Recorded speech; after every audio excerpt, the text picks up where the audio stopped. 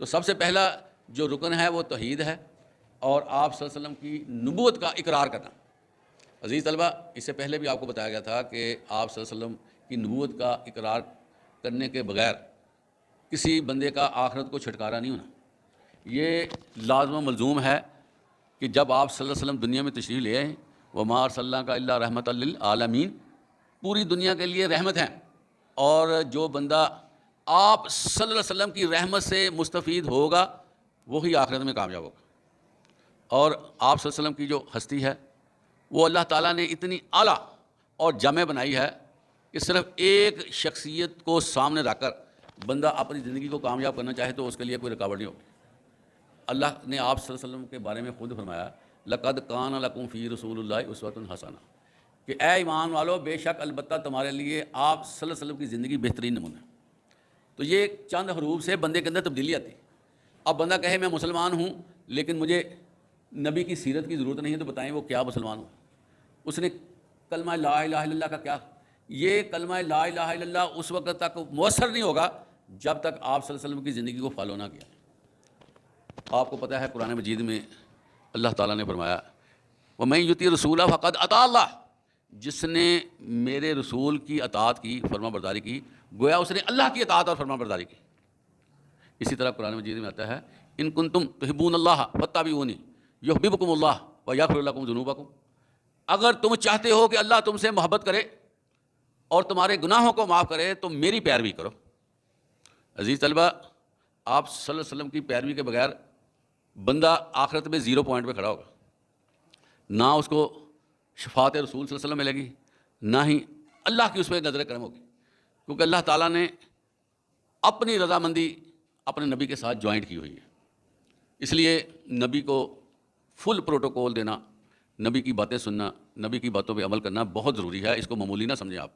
تو ہمارے ہاں سنت کو ویٹیج نہیں دیا جاتا، اور زندگی جو ہے ہم نے شتر بے مہار کی طرح چلائی ہوئی ہے۔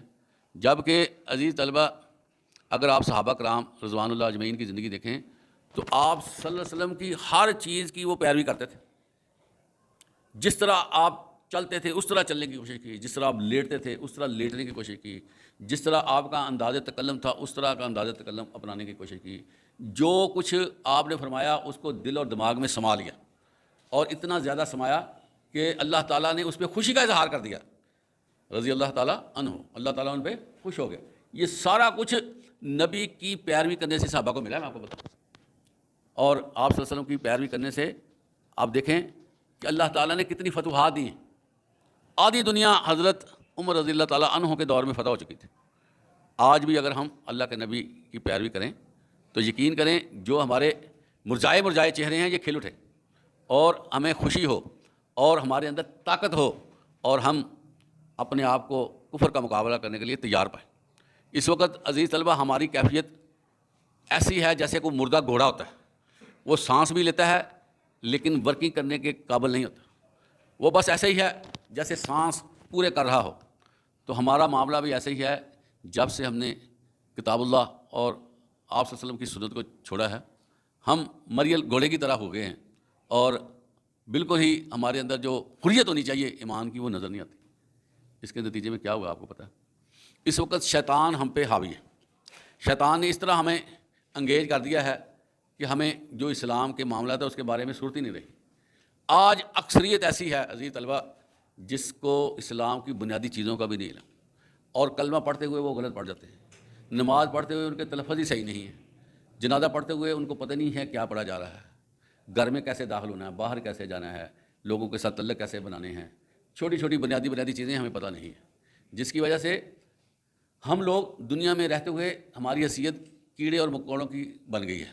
جو چاہتا ہے ہمیں دبا دیتا ہے، جو چاہتا ہے ہمیں مار دیتا ہے، ہمیں ویٹیج دینا دنیا نے بند کر دیا ہے۔ وجہ ہے کہ جب ہم نے اپنے نبی کو چھوڑ دیا، اس کی سیرت کے ساتھ اپنی سیرت کو ٹیلی نہیں کیا، ان کے چہرہ مبارک کے ساتھ اپنے چہرے کو ٹیلی نہیں کیا، تو بتائیں کیا ہوگا پھر؟ تو اس لیے بہت غور کرنے کی ضرورت ہے۔ ابھی تک ہم جو کلمہ شہادت ہے اس کی ریکوائرمنٹ پہ پورا نہیں اترے، پھر آگے ہم کیا جائیں گے بتائیں؟ بنیادی کام ہے کلمہ شہادت، لیکن وہ بھی ہمارا ادھورا چل رہا ہے، اس میں بھی ہم ایسے ہی لائٹ اپنے آپ کو رکھ رہے ہیں۔ تو عزیز طلبہ مطالعہ کیجئے، غور و خوض کیجئے، آپ صلی اللہ علیہ وسلم کی زندگی کے مختلف پہلوؤں کو دیکھیے.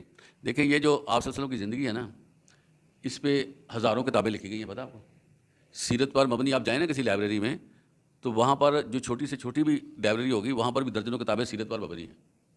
اور آپ صلی اللہ علیہ وسلم کی زندگی کو اللہ تعالیٰ نے اس طرح ترتیب دیا کہ ایک ایک چیز آپ کی محفوظ ہے. اس عرض کائنات میں کوئی شخصیت ایسی نہیں ہے جس کو حرف بحرف نوٹ کیا گیا. آپ صلی اللہ علیہ وسلم کی زندگی کا ایک ایک پہلو صحابہ نے نوٹ کیا، اور اتنی عقیدت رکھی کہ اگر آپ وضو بھی کرتے تھے اس کا پانی بھی اپنے جسم پہ لگانا بڑا اس کو اعزاز سمجھتے. اگر آپ کا ایک بال گر گیا، بال وہ بھی اپنے پاس سنبھال کے رکھ لیا. حتیٰ کہ آپ کی جوتی کے ساتھ جو مٹی لگتی تھی وہ بھی اللہ نے مبارک کی ہے. یہ پتہ آپ کا جو پسینہ ہے اس جیسی کستوری کی خوشبو بھی نہیں. تو یہ اللہ نے اپنے نبی کو جو ہے وہ اتنا پروٹوکول دیا ہے، اور ہم پرواہ ہی نہ کریں کہ یہ ہمارے نبی ہیں، ہم اپنے طور پہ لگے رہیں. تو آپ بتائیں پھر کیا ہوگا ہمارا؟ پھر جس طرح کا ہمارا دماغ ہے نا، کیونکہ اللہ تعالیٰ کا ایک فیصلہ ذرا سن لیں کہ اللہ تعالیٰ بندے کی جو وش ہے اس پہ چلتا ہے، بندے کی جو سوچ ہے اس پہ چلتا ہے. جس طرح بندہ چاہے گا اللہ نے اس کے لیے ویسے ہی ہو جانا ہے. بندہ نبی کی چاہت رکھے گا، اللہ بھی اس کی چاہت رکھے گا. بندہ دین کو پروٹوکول دے گا، اللہ بھی اس کو پروٹوکول دے گا. اس لیے کوشش کریں کلمہ شہادت کو سمجھنے کی، اور اس کے اندر جو میسج پنہا ہے، ہڈن میسج ہے، اس کو دیکھیں اور اپنی زندگیوں کو پیارا بنائیں، خوبصورت بنائیں، تاکہ ہم یہاں بھی کامیاب ہو سکیں اور آخرت میں بھی آپ صلی اللہ علیہ وسلم کی ہمیں شفاعت نصیب ہو. وآخر دعوانا الحمدللہ رب العالمین.